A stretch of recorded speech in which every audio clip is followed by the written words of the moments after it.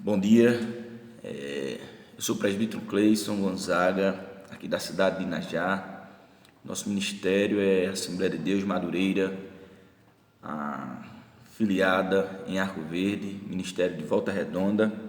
E nesta manhã do dia 21 de agosto de 2022, nós queremos dar início ao nosso ensino bíblico e eu quero lhe convidar, você que reside aqui em nossa cidade, Inajá, para participar dos nossos cultos de ensino, os nossos cultos de adoração.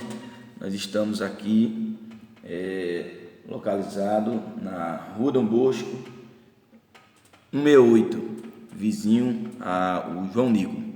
Você será muito bem-vindo e será um prazer da nossa parte receber a todos quantos. Mas eu queria lhe convidar nessa manhã para assim podermos fazer uma oração e darmos início a este trabalho. Orem comigo em nome de Jesus. Poderoso Deus e eterno Pai, Senhor, nós te agradecemos em nome do teu Filho amado Jesus Cristo, por nesta manhã o Senhor nos conceder, meu Deus, a rica e gloriosa oportunidade de podermos, meu Deus, ter a liberdade de abrir a sua palavra, de orar ao Senhor para que o Senhor nos dê entendimento, nos ajude, Pai, a compreender os teus mistérios, o teu querer, a tua vontade para conosco e nos dê graça para que possamos sermos submissos e assim obedecer os teus ensinamentos. Assim pedimos e agradecemos, Pai, em nome de Jesus. Muito bem, nessa manhã eu queria convidar você que aí está para abrir a sua Bíblia, se possível. Você, se estiver na sua casa, no seu ambiente de trabalho, tenha a oportunidade de poder abrir a palavra de Deus e acompanhar comigo esse texto sagrado que se encontra no Evangelho de Jesus Cristo, segundo escreveu São Lucas. No capítulo 1, nós iremos fazer a leitura apenas dos 4 primeiros versículos, mas que sem dúvidas nos trará um grande ensinamento. No versículo 1 do capítulo 1, segundo escreveu São Lucas, nos diz: tendo, pois, muito empreendido pôr em ordem a narração dos fatos que entre nós se cumpriram, segundo nos transmitiram os mesmos que os presenciaram desde o princípio e foram ministros da palavra. Pareceu-me também a mim conveniente descrevê-los a ti, ó excelentíssimo Teófilo, por sua ordem, havendo-me já informado minuciosamente de tudo desde o princípio, para que conheças a certeza das coisas que desde já estás informado. Muito bem, aqui nós estamos vendo Lucas, ele ter esse cuidado no que ele iria escrever, no que ele iria transmitir através de uma obra literária, né? Mas a gente percebe que Lucas, ele tem um objetivo principal, ele tem como finalidade trazer este trabalho literário, que era de transferir um conhecimento para alguém, transferir uma informação para alguém. Mas a gente percebe que Lucas, ele não pretende fazer de todo jeito, de toda forma, ou simplesmente escrever por escrever. Você percebe que Lucas, este médico, ele tem o cuidado, como ele diz assim, de fazer uma investigação. Ele próprio, ele tem, nos seus escritos, ele tem uma sutileza de dizer assim através do que ele escreveu: olhe, Teófilo, eu de forma minuciosa, de forma cuidadosa, eu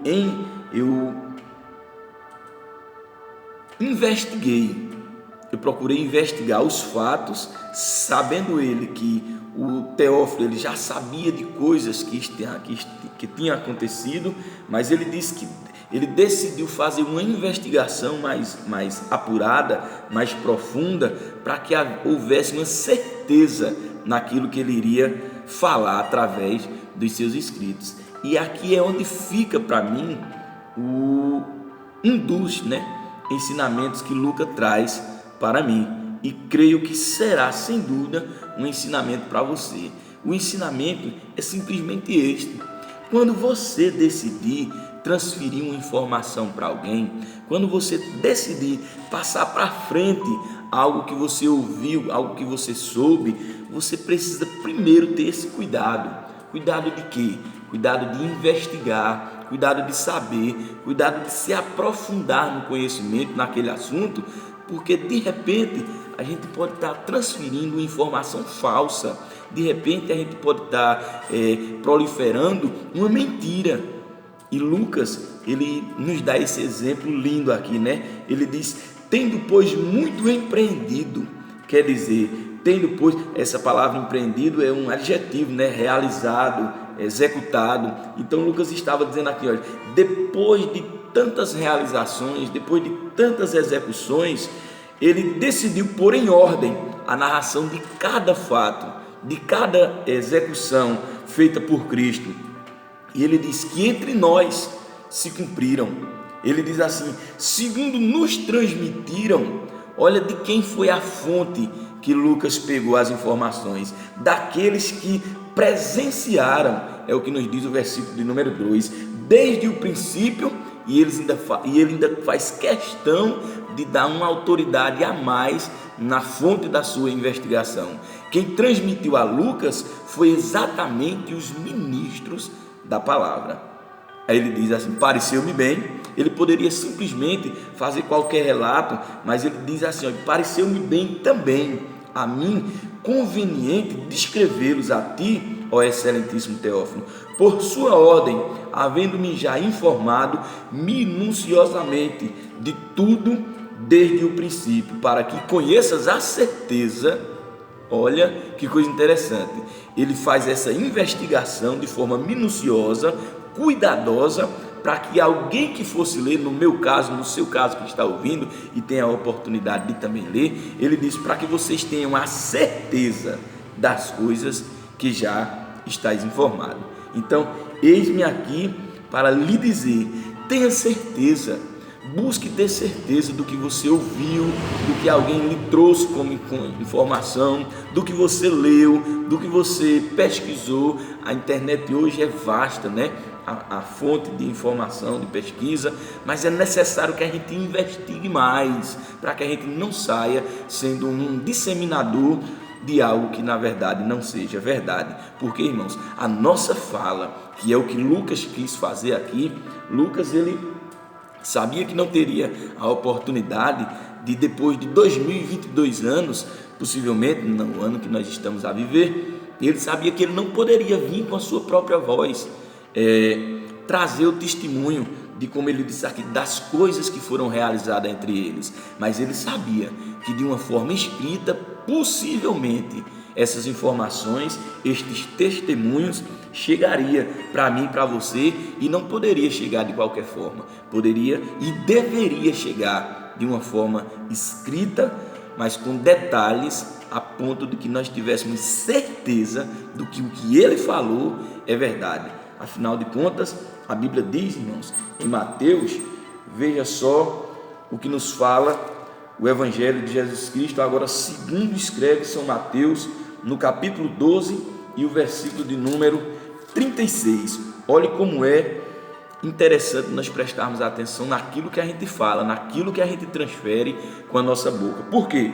Porque o próprio Cristo disse, Mateus 12, 36, mas eu vos digo que toda palavra ociosa que os homens disserem, falarem, hão de dar conta no dia do juízo. Então, irmãos, as palavras, porque as palavras que pronunciadas são por nós, elas têm um peso a ponto de elas ficarem guardadas, a ponto de elas ficarem arquivadas, e a gente, uma hora, a gente vai dar de conta delas. O versículo seguinte, a qual eu li, no versículo 37, diz: porque por tuas palavras, prestem atenção, porque por tuas palavras serás justificado, e por tua palavra serás condenado. Então, irmãos, Guardemos isto nessa manhã.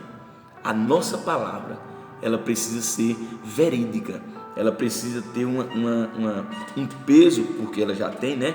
Mas ela precisa ter um peso de veracidade, a ponto de que eu compreenda que antes mesmo de eu falar, eu vou dar de conta daquilo que eu estou a falar. Porque com as minhas palavras eu vou ser justificados, e é com essa própria palavra que eu posso também ser condenado. Então, tenhamos a certeza e o cuidado antes de pronunciarmos qualquer fala, qualquer frase, por mais que tenhamos boas intenções, mas sejamos cuidadosos, como foi o médico Lucas ao escrever. E olhe que ele estava, irmãos, prestes a escrever algo sobre Jesus. Ele estava a relatar, a testemunhar algo sobre Jesus, e mesmo assim ele teve o cuidado de minuciosamente fazer uma investigação para não transferir uma informação errada. Que Deus abençoe você, que Deus abençoe a sua vida, a sua família, e que através desse pequeno conselho que Deus nos trouxe nessa manhã, nós possamos nos tornar um pouco mais sábio naquilo que a gente fala. Deus abençoe a você e a sua vida. Tenha um bom dia e que Deus continue lhe dando sabedoria em nome de Jesus.